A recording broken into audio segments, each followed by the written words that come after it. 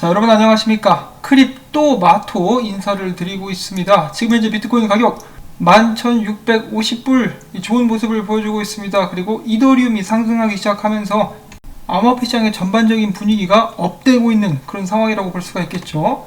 특히 이더리움 같은 경우 이 시장의 선행지표 역할을 최근에 맡아왔던 것만큼 비트코인도 이더리움을 따라서 더욱더 상승하게 되지 않을까라고 많은 사람들이 예측을 하고 있습니다. 그리고 또한 이더리움 같은 경우 이번 주에 새로운 단기 고점을 형성하게 되지 않을까라고 기대를 하기 시작했고요. 며칠 전까지만 해도 사람들이 이더리움의 하락세가 두드러진다라고 하면서 베어리시 했었지만은 이 주봉 관점으로 봐라, 엄청나게 상승할 수 있을 만한 기운이 느껴지고 있다라고 여기 있는 분석가는 이야기를 하고 있습니다. 그러면서 그는 새로운 고점으로 가자라고 외치고 있었고요. 마찬가지로 유명 분석가 중에 한 명 필부 같은 경우도 이더리움의 차트가 정말 예술이다, 아름답다라고 이야기를 하고 있는데, 지금 보시면은 700불 아래까지 650불대까지 목표를 잡고 있는 모습을 확인을 해볼 수가 있겠습니다. 자, 이더리움 정말 오랜만에 600불대 한번 가나요? 아직까지는 좀 설레발이긴 한데 일단 500불대 뚫으면은 그때 가서 다시 한번 이야기를 해보도록 하겠습니다. 자, 이더리움은 이렇게 잘 나가는데 이더리움 클래식 51% 공격을 한 번 더 받게 됩니다. 이렇게 해서 이번 달에만 무려 3번이나 51% 공격을 받게 된 이더리움 클래식. 자, 좀 안타깝죠. 거의 뭐 동네 북이 돼가지고 해커들이 이제 밥을 먹고 담배를 피는 대신에 이더리움 51% 공격을 하고 있는 것은 아닌가, 이제 거의 만만한 코인이 되어가고 있는 것 같습니다. 자, 이에 대해서 이더리움 클래식 랩스는 이렇게 이야기를 했는데요. 일단 저번 주에 그들은 해시레이트를 안정시키고 향후 51% 공격을 방어하기 위한 조치를 취하겠다라고 했는데 조치가 아직 취해지지 않은 것인지 공격을 당하고 나자 ETC 랩스의 기술 코디네이터는 이렇게 이야기했습니다.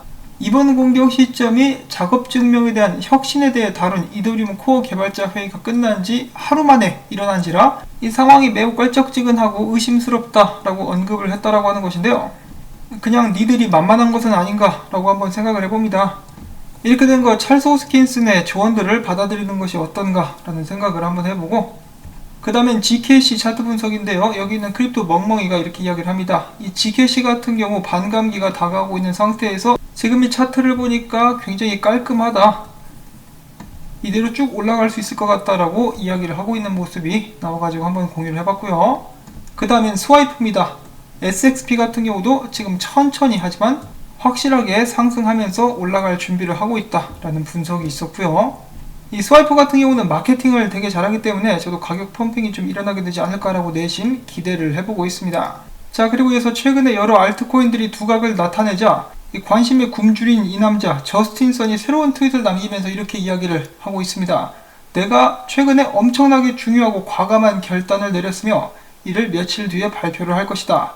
이 발표는 트론과 BTT, 저스트, 윈 토큰에 굉장히 이로울 것이며 또한 전체 트론 커뮤니티에게도 상당한 유익이 될 것이다. 새로운 시작이다, 기대해라 라고 이런 식으로 간만에 저스틴 썬만의 관심법을 시연을 하면서 사람들에게 어필을 했는데요.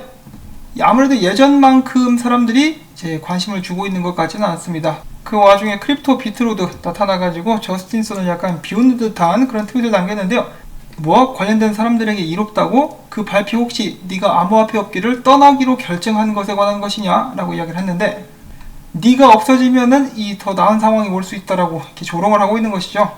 그러자 많은 사람들이 좋아요를 누른 그런 모습을 또 보여주고 있습니다.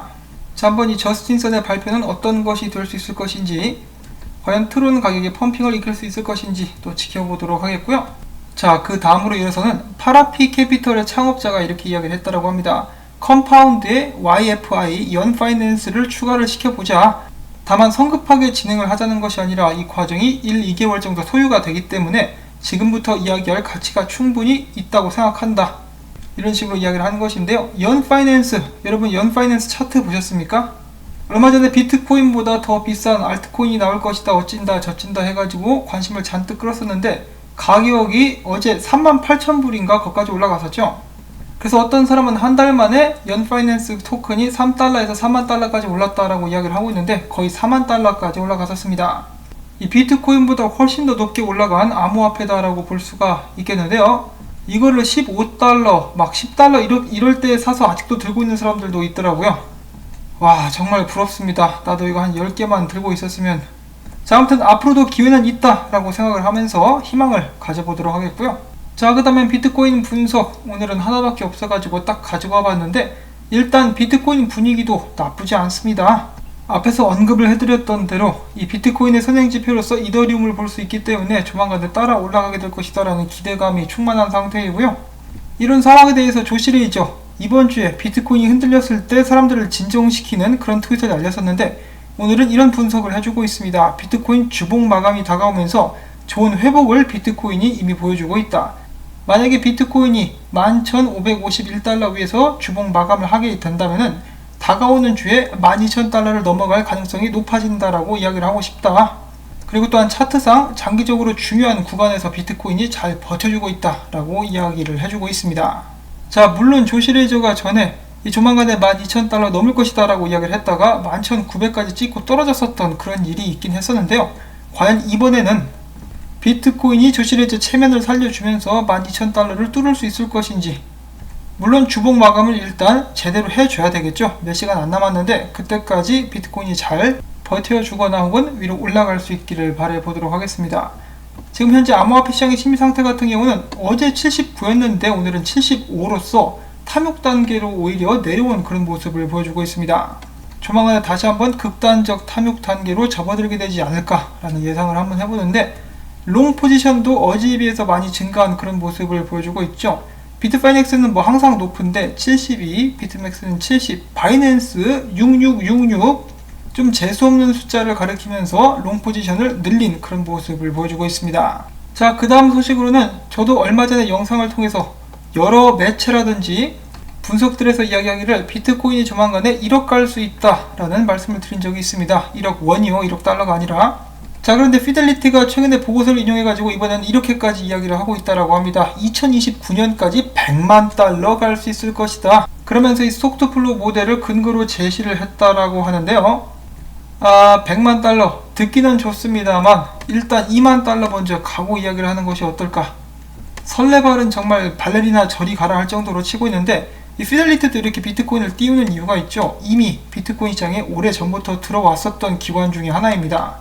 2014년도인가 16년도인가부터 텍사스 쪽에서 채굴까지 진행을 했었던 피델리티이기 때문에 비트코인 가격이 오르면 오를수록 그들에게도 이득이다 라고 볼 수가 있겠죠. 자, 그런데 비트코인이 영향을 받는 다른 자산들도 항상 생각을 해야 하겠습니다. 금도 그렇지만은 이제 미국 증시도 크게 영향을 주곤 하는데요. 미국의 지금 현재 기술주들이 전체 유럽 증시보다 더 시총이 높다라고 하죠. 완전히 이제 고도 비만, 이제 살이 엄청나게 찐 미국 증시들이라고 볼 수가 있겠는데, 많은 사람들이 떨어질 것이다 라고 예측을 하는데도 불구하고 계속해서 올라갑니다. 왜냐? 연준이 돈을 찍어버리면 되니까. 그러면서 여러분들도 뉴스에 보시면 아시겠지만 해외, 특히 한국 같은 경우도 지금 테슬라라든지 그쪽으로 돈을 막 쏟아 넣고 있죠. 그러니까 미국 증시가 더욱더 많이 올라가고 있는 것은 아닌가. 그러면 과연 이 미국 증시 떨어지기는 할까? 저도 조만간에 좀 크게 조정이 오지 않을까라고 생각을 했었고, 뭐 워렌 버핏이라든지 이런 사람들도 계속해서 경고를 날리고 있습니다만은, 이제 저번 주였죠. 저번 주에 연준 의장이 나와가지고 그랬습니다. 우리의 목표는 인플레이션이다. 그리고 좀 극단적인 비교가 될 수 있을지 모르겠지만 이 마티 그린스팬이 이렇게 이야기를 해주고 있습니다. 인플레이션을 이제 제대로 참아준 나라가 베네수엘라라고 볼 수가 있겠는데, 베네수엘라 주식시장 같은 경우는 그냥 쭉 올라버렸습니다. 그래서 인플레이션은 증시에 아주 이롭다. 이런 면에서 봤을 때 미국 증시 앞으로 지속적으로 올라가게 되지 않을까라고 사람들이 또 예상을 해보고 있다고 합니다.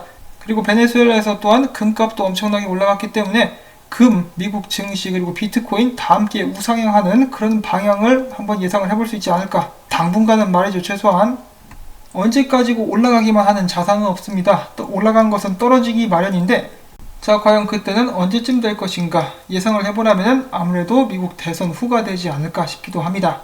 자, 아무튼 이런저런 정보들이 있어가지고 다 함께 버무려가지고 오늘 영상에서 한번 첨부를 해봤고요. 자, 마지막으로는 일본이라고 하는데, 이 4차 산업 하면은 AI와 로봇 아니겠습니까? 보시면은 지금 몸은 집에 있고 로봇과 연결해가지고 로봇은 가게에서 일을 하고 있는, 그러니까 원격으로 명령을 내려가지고 자택근무를 하고 있는 그런 모습이라고 볼 수가 있겠습니다. 자, 이런 것도 좀 신기하긴 한데, 더 나아가서 나중에는 완전히 로봇이 사람들을 대체하는 그 시간이 찾아오게 되지 않을까라고 생각을 해봅니다. 자, 이 4차 산업 좀 무섭네요. 무섭기도 한데, 자, 아무튼 이 재미난 영상 마지막으로 공유를 해드리면서 오늘 영상은 여기서 또 마무리를 짓도록 하겠습니다. 도움이 되셨거나 좀 유익했다 싶으신 분들은 계속해서 좋은 정보들 부탁한다, 공유 부탁한다라는 의미에서 토마토밭의 영양분 주기, 바로 이 광고 시청 마지막까지 한 편만이라도 재생을 부탁을 드립니다. 여러분들이 도와주셔가지고 오늘도 방송을 만들 수 있음에 감사의 말씀을 전해드리면서 저는 다음에 새로운 소식 가지고 인사를 드리겠습니다. 안녕히 계십시오.